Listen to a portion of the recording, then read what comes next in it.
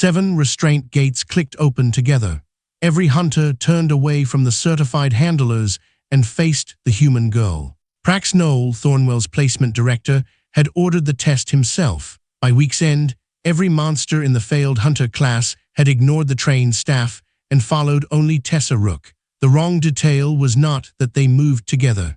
It was that the command nodes were still lit green, yet none of them was answering those signals. "Hold your stations," Prax said.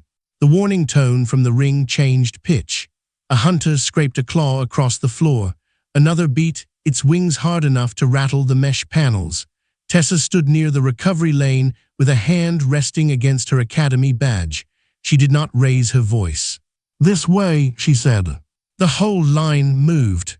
No rush, no fight, no force. 7 dangerous animals crossed the ring behind her, while the certified handlers kept issuing commands that no longer mattered.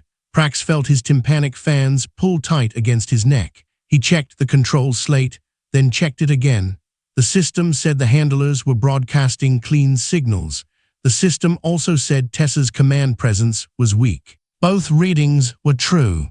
That was the part Prax could not fit together. When the last hunter reached the lane, a pressure alarm chirped above the gate. Tessa looked up, then back at Prax. "Do you want me to keep them here?"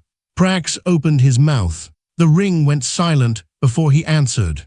To understand why the whole class chose her, go back to the gate Prax opened that morning. That morning, Grayspan Annex smelled of wet stone, feed dust, and the sharp oil used on restraint hinges. Prax stood at the intake desk with a score slate in his hand and Tessa Rook's transfer file in the other. He had already approved the morning placements before breakfast. Hers should have been routine. It did not. Her handler legibility score sat near the bottom of the intake list. Her posture markers were weak. Her voice test showed low projection. Her timing was marked inconsistent because she paused before giving commands. To Prax, the conclusion looked simple. Thornwell trained handlers to become the clearest signal in an animal's world. Tessa barely registered at all. He tapped the slate, paused, and tapped it again. "Grayspan," he said. The intake clerk glanced at the assignment, then at Tessa. Prax did not need the look. He knew what Grayspan meant. It was where Thornwell sent hunters that had failed standard work, and where it sent trainees who were unlikely to improve anyone's record. Tessa stepped forward in a plain academy field suit. She was small by Gendry standards, narrow through the shoulders, and carried no heavy command gear. A loose corner of her sleeve tab had lifted near her wrist. She pressed it flat with her thumb while reading the assignment. That tiny motion caught Prax's eye. Not fear, not protest, just a bit of fabric she wanted flat. "You understand the placement?" he asked. "I think so. You only need to complete the week." Tessa looked past him toward the sealed annex door. Something heavy struck the other side. Dust shook loose from the top frame. "Do they know that?" Prax stared at her. Tessa's face stayed calm. He keyed the lock. The Grayspan gate rolled aside with a low metal grind. Beyond it, the main lane split into separate holding runs. Thick floor marks showed where large bodies had stopped, turned, or refused to move. The direction pulse nodes along the walls gave off a soft blue blink. Those nodes were supposed to help. They reinforced the same cues Thornwell taught every certified handler to use. Prax walked in ahead of her. "Stay behind the yellow line until I tell you otherwise." Tessa followed. A weather-creased photo slipped halfway out from behind her identification plate when she bent to secure the loose sleeve tab again. Prax caught only a quick view before she pushed it back. Mud, bright harnesses, huge furry earth animals sprawled around a younger Tessa as if the floor belonged to them. Prax almost smiled. "Beds." Tessa glanced at the badge. "Not exactly." She did not explain. Prax let it go. Earth students often brought odd keepsakes. Whatever those animals were, they looked far too relaxed to have taught her anything useful about Grayspan. He stopped outside the nearest holding run. The dromic inside was low, broad, and built around heavy limbs. Its head turned toward each pulse node before it looked at the people. The motion was fast enough to be easy to miss. Prax caught it. He simply read it the wrong way. The index says this cohort will barely register you as a handler. Tessa studied the Dromic. That might make this easier. Prax's fingers stopped over the slate. The answer sounded less like confidence than a person asking for a quieter seat in a crowded room. He opened the restraint panel. A green bar lit above the lane. The direction nodes woke in sequence, left wall to right wall, sending the approved guidance pattern through the enclosure. The Dromic's shoulders rose. Its tail struck the floor. Prax increased the signal slightly. The animal turned away from Tessa. Expected, Prax said. It is testing the source. Tessa watched the Dromic's head move again. Node, wall, node, ceiling, handler, node. No, she said. Prax looked at her. It keeps checking the equipment. That equipment has cleared thousands of standard handling sessions. I'm sure it has. Another pulse ran down the lane. The Dromic backed away and scraped a foreclaw against the floor. Prax's tympanic fans folded a little closer to his jaw. Grayspan's rehabilitation rate had fallen to 9%. That number had become part of the annex itself. Staff quoted it when a transfer failed. Instructors used it to defend stronger controls. Prax had signed off on the same logic more times than he could remember. The animals were difficult. The system was proven. So the answer had always been more signal, not less. Tessa leaned slightly aside, trying to see around the nearest node. Can that node be turned off? Prax almost laughed. No, just that node. No. The Dromic slammed its tail again. Tessa looked at Prax rather than the animal. Could we try less help? There it was, the exact kind of request Prax expected from a weak handler.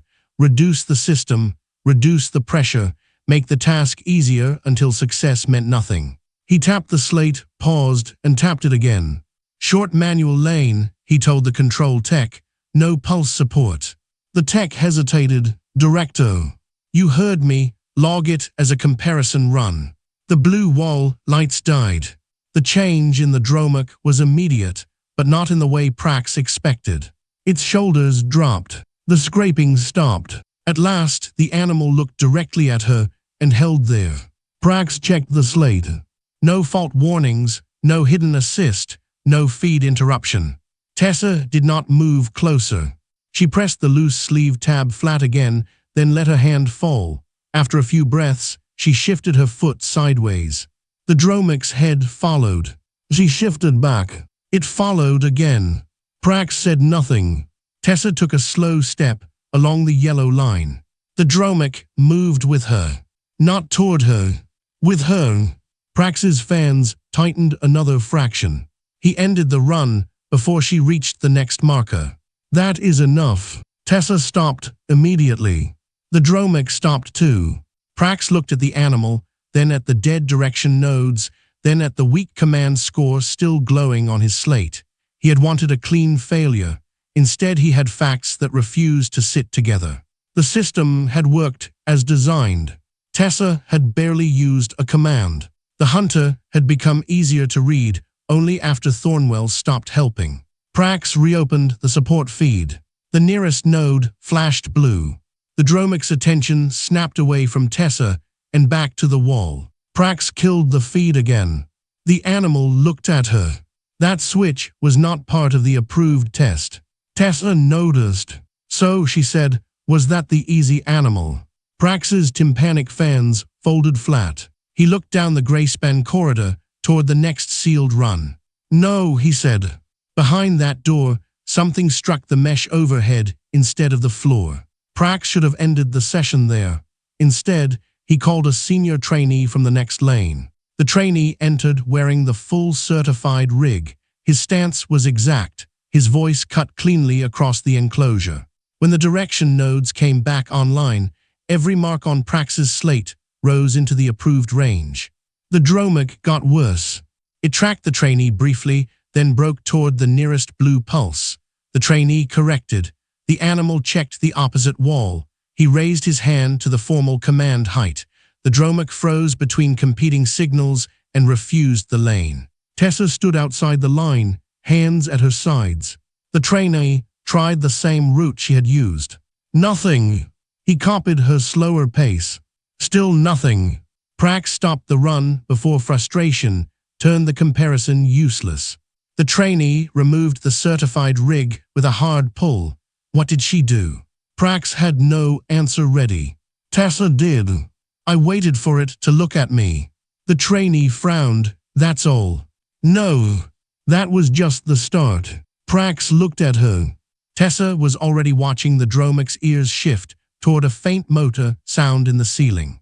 Prax wondered whether her pauses on the intake test had been delays at all. He closed the Dromic's gate and marked the session as an anomaly. Then he opened the schedule. The next name on Grayspan's list belonged to an aerial hunter that had never stayed where the Academy wanted it. Prax tapped the slate, paused, and tapped it again. Tomorrow, he said. Tessa glanced toward the ceiling run. Can we turn some things off before we start? Prax did not answer. Above them, claws skittered across metal mesh. The next morning, Prax arrived before the control crew and shut off the moving ceiling markers himself. The Silver enclosure looked wrong without them. Thornwell had built the upper guidance system to keep winged hunters centered in a lane. Prax disliked seeing it dark. Systems were supposed to reduce doubt. He had spent most of his career making sure they did. Tessa arrived, carrying the same light field bag as before. She looked up once. You turned them off. For the first pass. That saves time. Prax decided not to ask what she meant. The Silver was already moving inside the upper cage. It was long-bodied and fast enough to cross the chamber before most handlers finished a correction call. Its wings flexed whenever something shifted above it. Even with the ceiling markers dark, it checked the rails where the lights normally moved. Prax opened the inner partition. Standard route. Entry perch, center bar, low gate, recovery stand. Tessa stepped into the lane. The Silver climbed at once. Not toward her, away from the floor. The stress mesh rose into the caution band.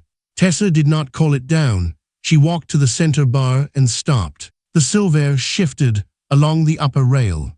What normally moves up there? She asked. The guide markers. That might be the problem.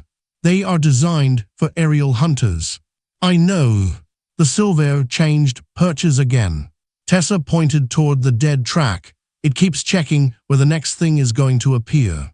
That is normal vigilance. Maybe, but it's watching your ceiling more than me. Prax felt the small fold begin behind his jaw.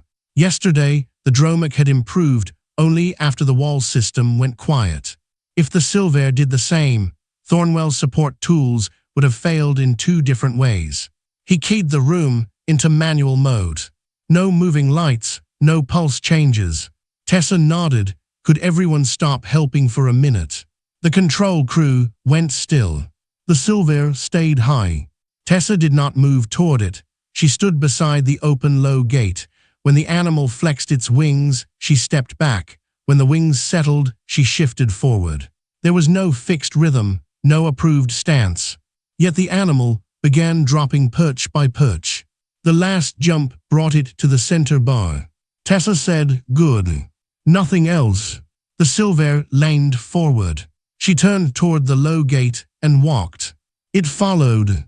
At the recovery stand, it landed behind her and tucked its wings. The stress mesh dropped. Prax looked at the control screen. Her handler legibility score had fallen during the run. The animal had passed. Tessa looked at the result. Is that bad? The score is bad. The bird seems fine. It is not a bird. Right still seems fine. Prax rubbed the edge of the slate with one thumb. A senior aerial handler took the comparison run. Prax restored the moving markers. The handler entered with a clean stance and strong projection. The ceiling lights began moving. The Silver shot upward before his second cue. It crossed the lane, doubled back, and ignored the low gate. The handler changed his command angle. The markers adjusted to match. The animal climbed higher. Prax cut the run. Then Tessa said, "It's like trying to talk while someone keeps waving a lamp over your head." The handler looked offended. Prax did not. That bothered him more. He ordered the ceiling markers locked in place for another pass. The certified handler improved, but every hard correction still pulled the Silver's attention toward the equipment. Tessa watched from outside the lane. She was not smiling. That removed the easiest explanation. She was not enjoying the failure. She was studying it. Prax closed the enclosure and opened a new note. The old wording would have said trainee performance anomaly. That was no longer honest. He deleted it and wrote, environmental guidance may compete with handler attention. His tympanic fans tightened as he saved the line. The note looked small. The question behind it did not. By midday, Prax changed the schedule. He skipped another single animal test and moved Tessa to the Hushclaw run. The bonded pair inside had failed every standard separation drill. Thornwell handlers worked animals one at a time when possible. One signal source, one subject, one clear chain of command. The Hushclaws made that hard because they tracked each other as closely as they tracked the handler. Prax had always treated that bond as interference. Now he wanted Tessa to fail against it. She stood behind the entry line while the pair circled the back of the enclosure. One stayed ahead. The other kept shifting sideways to maintain sight of its partner. Tessa watched in silence. Then she asked, do you always split them? Yes. Why? So each animal has one command picture. She looked at the pair. They don't seem to like that picture. Prax's fans pressed flatter. That is not a reason to abandon procedure. No, it might be a reason to change where I stand. Prax opened the lane. The first Hushclaw moved left. Tessa moved right. The second started to follow, then stopped when the angle blocked its view of the first. Tessa stopped too. She gave no command. Instead, she shifted back until both animals could see each other around her. The pair settled. She took another step. Both followed. Not cleanly, one moved early, the other lagged. Tessa changed her distance and angle again. When one crossed behind her, she widened the path rather than forcing it back into line. Prax watched the mesh. Stress stayed low. The pair did not look controlled. They looked comfortable. Tessa reached the bend where standard doctrine required the subjects to separate around a divider. She stopped. Prax keyed his calm. Continue. No. The word came back calm. The route continues through the divider. They lose sight of each other there. That is the point. Why? To prove individual response. Tessa looked at the narrow split. If I break the thing they care about most, I'm not testing whether they can follow me. I'm testing whether they'll tolerate me. Prax said nothing. Tessa added, those aren't the same test. His jaw fans clamped tight. That sentence struck directly at the way Thornwell wrote its handling rules. Prax ordered the divider opened. The wall slid aside. Tessa walked through the wider path. The Hushclaws stayed beside each other and followed her. At the recovery mark, she stopped. They stopped. One sat, the other leaned against it. Tessa glanced toward Prax. Do they pass? The route was modified. So that's a maybe. It is not a standard result. That sounds like a maybe. The control tech coughed into one hand. Prax ignored it. He was past being irritated by Tessa. Irritation required certainty about who was wrong. He no longer had that. So he escalated. Prax called in one of Thornwell's best senior trainees, gave him the recording of Tessa's Hushclaw run, and told him to repeat it exactly.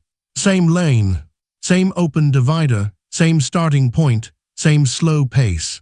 The trainee studied the recording before entering. Tessa stood behind the safety line. Prax watched her press the sleeve tab flat, then look at the pair. The trainee began. At first, it worked. The Hushclaws followed him into the main lane. Prax's chest loosened. Good. A repeatable technique. Strange, perhaps, but still a technique. Thornwell could map it and teach it. The problem would become orderly again. Then one Hushclaw slowed. The trainee kept walking. The second turned toward its partner. The trainee copied Tessa's earlier body angle. The first stopped. He copied her pause. Nothing. He stepped back. The pair backed away from him. Prax's relief vanished. Continue the sequence, he ordered. The trainee did. Hand position. Pause, sidestep, open path. Every visible move was correct. The result kept drifting. Tessa raised one hand. What? Prax asked. You're making him copy me. That is the test. He's copying what I did after they reacted. Prax stared at the lane. The trainee was waiting in the same place Tessa had waited. But the Hushclaws were not doing the same thing they had done before. Of course they were not. They were living animals, not doors waiting for the right code. Prax ended the trial. The senior trainee came out angry with himself. I matched the recording. Yes, Prax said. Tessa looked through the mesh. That's why it didn't work. The trainee turned. What does that mean? You matched her, Prax said before Tessa could answer. He looked at the animals. You did not match them. The words left his mouth before he had fully accepted them. Prax opened every recording from Tessa's sessions and placed the feeds side by side. At first, the differences looked messy. Tessa stood in different places. She waited different lengths of time. Her hands moved at different heights. Sometimes she spoke. Sometimes she did not. Sometimes she gave space. Sometimes she stepped closer. There was no clean sequence. Prax slowed the recordings. That was when he saw it. Before every change Tessa made, the animal changed first. A head turn. A wing flex. A pause. A shift in weight. Tessa was not sending a fixed pattern and waiting for obedience. She was answering. The dread that had started as a fold behind Prax's jaw moved lower into his chest. If that reading was right, Thornwell had been asking the wrong question. Not how clearly does the handler speak, but how well does the handler notice what is already being said. He shut the recordings off. Tessa was waiting outside the Hushclaw lane. Director. Prax looked at her. He could have asked where she learned it. He almost did. Instead, he chose the harder test. Tomorrow, Grayspan's heaviest hunter. The senior trainee looked at him sharply. Tessa only nodded. Okay. Prax pulled up the heavy run file. The creature inside had learned to ignore stronger commands, louder commands, and every attempt to turn refusal into a contest. Prax read the record once. Then he looked at Tessa's weather-creased photo behind her badge. For the first time, he did not see pets. He did not know what he saw. And that was worse. Prax moved the Brontic test forward before Tessa could leave for breakfast. The heavy run crew objected at once. Director, that animal has stopped responding to correction entirely. That is why we are using it. The inner gate opened on a creature built like a low armored wall. The Brontic weighed 305 kilograms, most of it packed through its shoulders and front legs. It did not charge. It did not posture. It simply stood in the middle of the lane and refused to give anyone the satisfaction of moving. Tessa stopped outside the yellow line. Prax handed her the standard command tab. She did not take it. Problem. Not yet. The Brontic watched them without lifting its head. Prax keyed the normal entry cue. A low tone sounded from the wall. The animal blinked once. Begin. Tessa stepped into the lane. The Brontic stayed where it was. She moved left. Nothing. She moved right. Nothing. Prax waited for her to raise her voice. She did not. The control crew shifted behind the glass. Tessa widened the space between herself and the animal, turned partly sideways, and pressed the loose corner of her sleeve tab flat. Prax opened the comm. You are required to issue a formal command. It already heard us. Then make it comply. Tessa looked at the Brontic's feet, then at the narrow lane ahead. No. The word landed harder than a shout. Prax's jaw fans tightened. Explain. It has room to stand still, and every person who comes in here turns that into a fight. That is not an explanation. It is if standing still is how it wins. Prax looked at the worn marks on the floor. Most were directly in front of the animal's usual stopping point. Handlers had been walking straight at it for months. Tessa pointed toward a movable barrier near the side wall. Can you pull that back? That widens the lane. Yes. The route is designed to test close control. Then it's testing whether it hates being crowded. Prax almost refused. Instead, he keyed the barrier open. The lane widened. Tessa stepped farther from the center. She did not call the Brontic. She did not face it squarely. She simply started toward the recovery gate with enough room for it to choose another path. The Brontic remained still. Prax felt the control room lean toward the glass. Then a heavy foot moved. Tessa kept walking.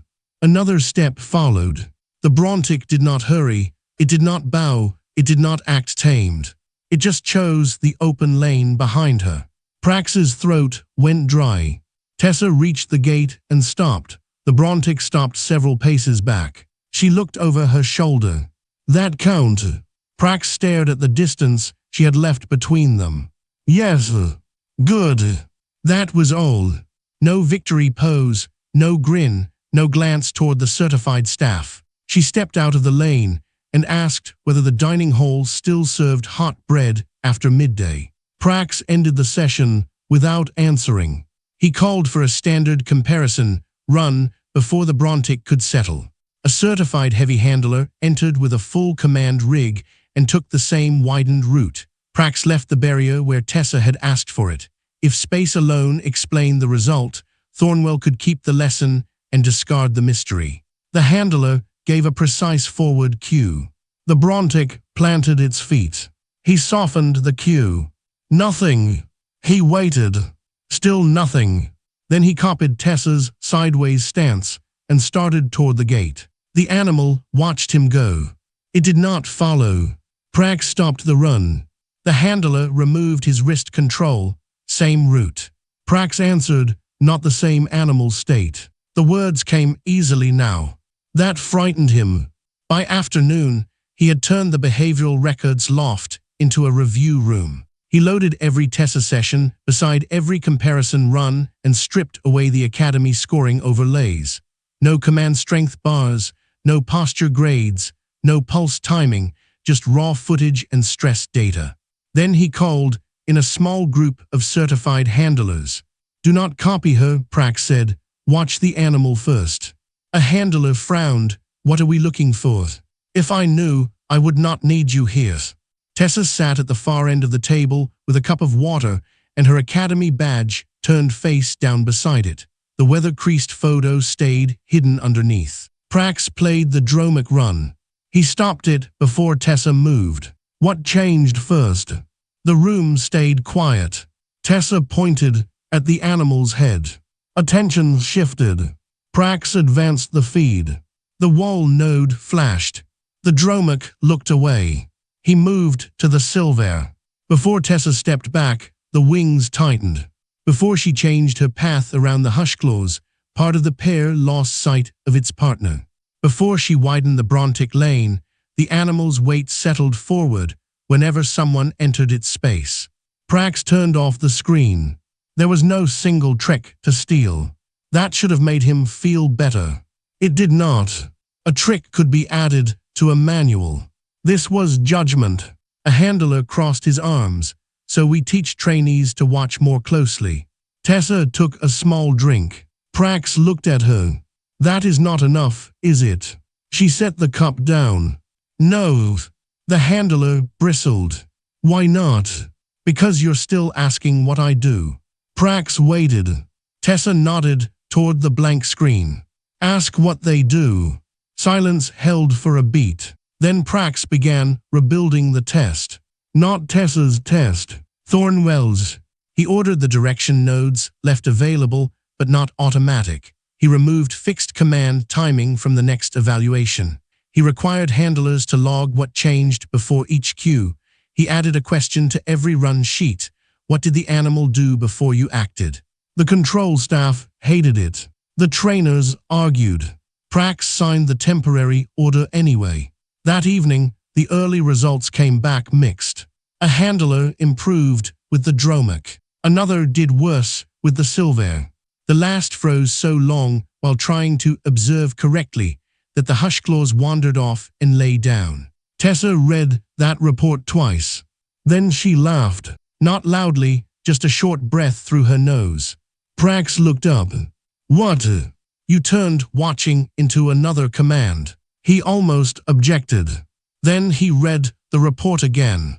Every trainee had been told to observe for a set period, record approved signs, then respond from a new checklist.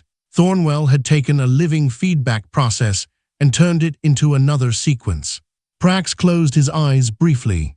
This is becoming irritating. Tessa nodded. That seems fair. The next morning, Prax stopped testing whether her method could be copied. He started testing whether the Academy's labels could survive her.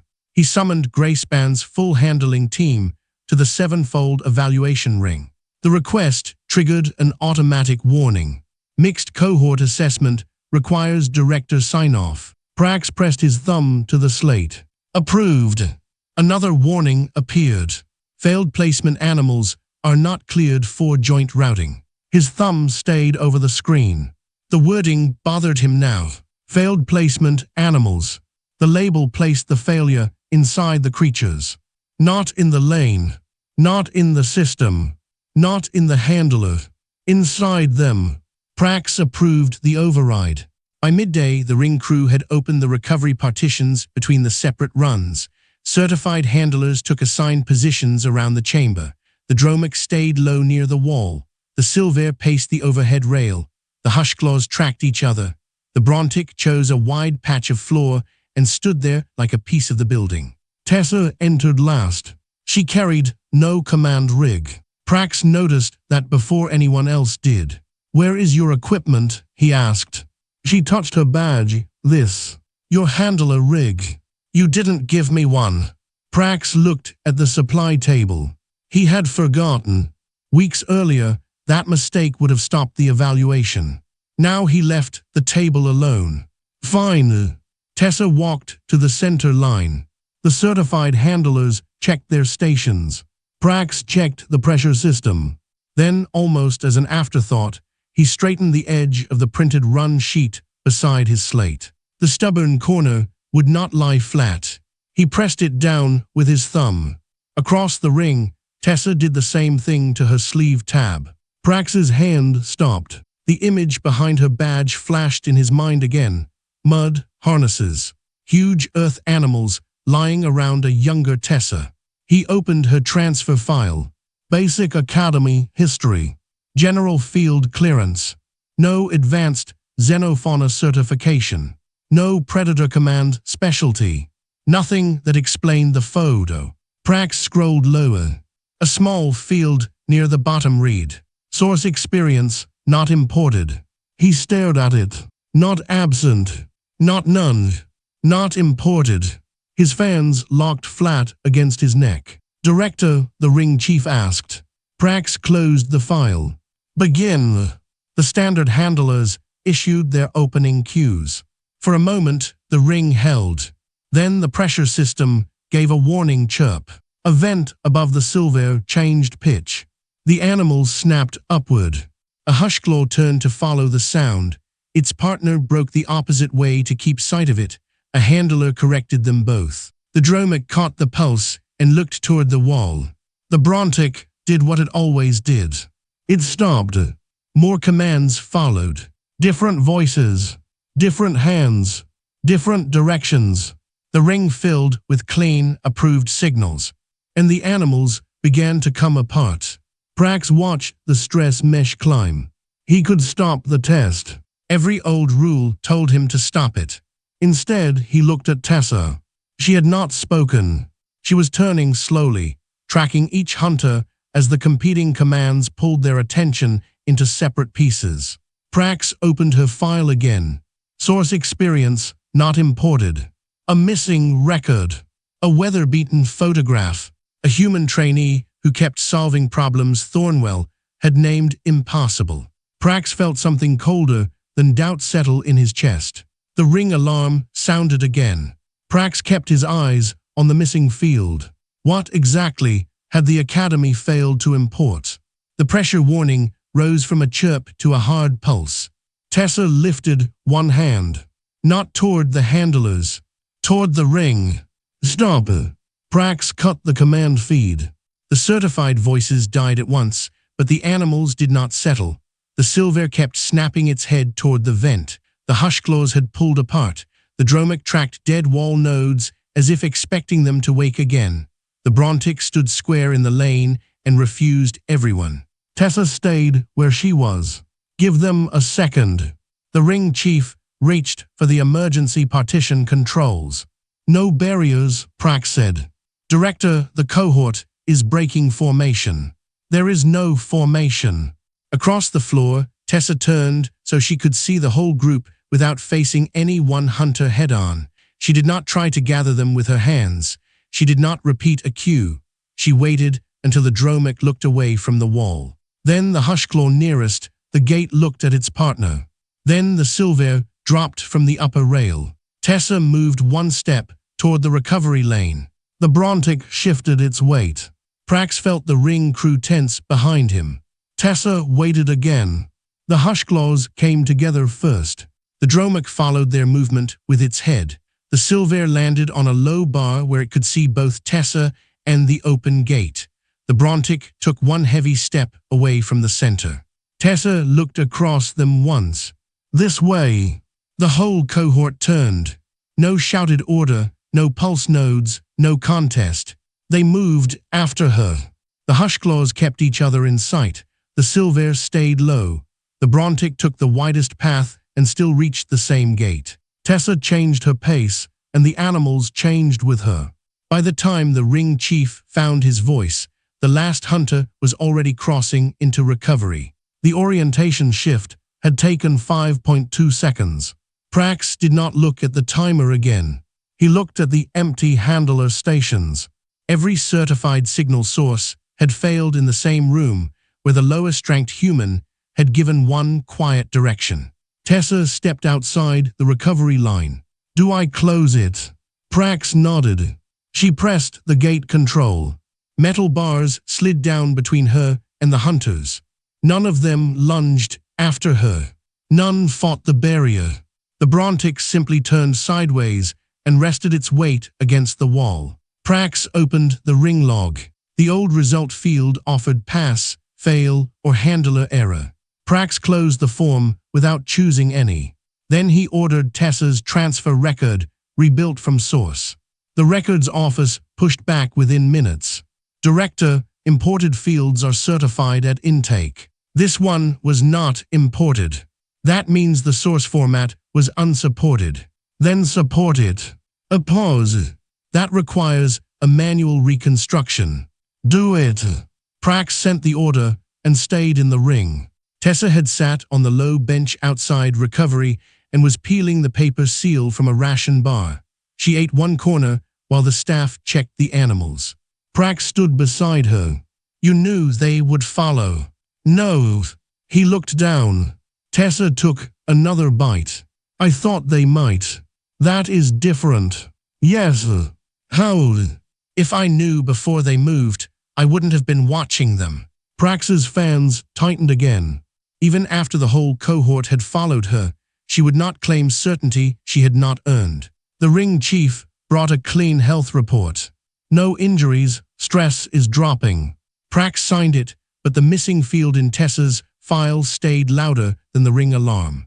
The personnel rebuild arrived near the end of the shift. Prax did not open it at once. He carried the file to the behavioral records loft, set it beside the weather-creased photograph Tessa had removed from her badge for inspection, and poured half a cup of water. He did not drink it. Tessa sat across from him. Am I in trouble? No. Are the hunters? No. Then why does this feel like a meeting where someone loses a job? Prax looked at the sealed reconstruction. Because I may have given one to a computer. Tessa smiled into her ration wrapper. Prax touched the file. It opened. The first recovered record was not a predator license. It was a work log. Earthing. Disaster search. Supervised animal handling.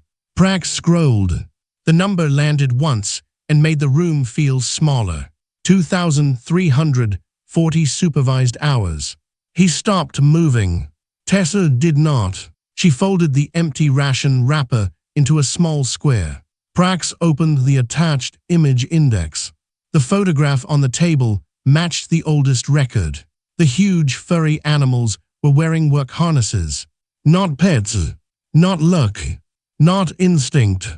They were trained search canards, and the younger humans sitting in the mud among them had spent years working beside animals under noise, wreckage, strange people, broken paths, and changing signals. Prax read the training notes. Watch weight before movement, avoid crowding, protect useful bonds, cut competing noise, reward voluntary alignment. The Dromic, the Silver, the Hushclaws, the Brontic. Each trial had looked different because each problem had been different. There had never been a human command trick. There had been practice. Tessa had learned to change before Thornwell taught its trainees to repeat. Prax's tympanic fans flattened so tightly they hurt. He opened her intake assessment. Bottom of the command profile. Weak projection. Inconsistent timing. Low dominance display. The instrument had measured those things correctly. That was the worst part. The machine had not failed. Prax had. He had taken one kind of readable signal and called it readability itself. Tessa pushed the folded wrapper aside. So the file came through. Yes. Anything useful? Prax turned the screen toward her. She read the recovered Earth heading. Oh. Prax stared. Oh. My transfer office said some old cooperative records might not map over. You know. I knew paperwork got dropped. And you did not mention thousands of hours of handling experience. They asked about xenofauna certification. Prax looked at the photo. Tessa added, dogs aren't xenofauna on Earth. For several seconds, Prax could only hear the soft vent above the record's shelves. Then his slate chimed. The governing faculty wanted the mixed cohort result. Prax stood. Come with me. Do I need the photo? He looked at the muddy image. Yes. The faculty chamber was built for clean conclusions. Prax gave them none. He played the final ring data once. He showed the standard handlers losing the cohort under overlapping cues. He showed Tessa waiting. He showed the animals reorient and move. Then he shut the recording off before anyone could ask to see it again. A senior faculty member folded both hands. Are you proposing a human-specific handling class? No. An exceptional handler waiver? No. Then what are you proposing? Prax placed Tessa's intake score beside the recovered Earthwork record. That we stop pretending these measure the same thing. The room went quiet. The handler legibility index was still useful. The mistake was treating it as the whole answer. Prax submitted a replacement rule. Any hunter marked permanently incompatible would first receive a low-pressure behavioral assessment with automatic guidance reduced where safe. The handler would be graded not only on signal output, but on whether they noticed and answered the animal's state. The word failed would no longer be attached to a creature simply because the standard route failed around it. A faculty member pointed to Tessa and her classification. Student. The answer produced more confusion than any grand title would have. Prax continued. Experienced in a non-standard handling path. Verified, nothing more. Tessa leaned toward him. Does that mean I still have beginner whistle lab? Prax closed his eyes. The faculty waited. He opened them again. No. Great. That was her response to the meeting that had just changed Thornwell's placement rules. Prax approved the academic credit himself. The first revised assessment was scheduled before sunset. A partner institute requested the new form before Prax had finished signing it. The correction would not stay inside Grayspan. Prax sent the form without a speech. Then he returned Tessa's photograph. The weather-creased card lay between them on his desk. Mud covered the younger Tessa's knees. Bright harness straps crossed the animals beside her. One huge canid had its head resting against her leg, while she pressed a loose strip of cloth flat against her sleeve. Prax noticed the gesture. He said nothing. Tessa slid the photograph behind her academy identification plate. The badge clicked shut. Anything else? Prax looked at the revised placement schedule. No. Then I'm getting lunch. She stood, slung the light field bag over one shoulder, and headed for the door. Prax watched her reach it, then stopped himself. He had spent a week watching her. That had been part of the problem too. Tessa. She looked back. He held up the old command intensity authorization. Then he tore it in half. Tessa gave him a small wave and left. Prax filed the recovered work record under a dry new note. Behavioral experience, VRIFID, non-standard handler path. No apex label. No special predator status. No claim that humans controlled monsters. Just a correction where the old certainty had been. The next morning, Prax returned to Greyspan before the first session. A new handler stood outside the dromic lane, with one hand hovering over the automatic guidance control. Under the revised rule, she did not press it. She waited. Inside the enclosure, the dromic checked the dark wall node. The handler shifted her feet and gave it room. The animal looked at her. On Prax's desk upstairs, Tessa's old score remained in the archive beside the corrected assessment. Her photo was gone from the file because it belonged behind her badge. Down the corridor, a lunch cart rattled over a floor joint. The handler kept her hand away from the switch. The dromic looked at her. It crossed the yellow line. The dromic followed the quietest handler in the room.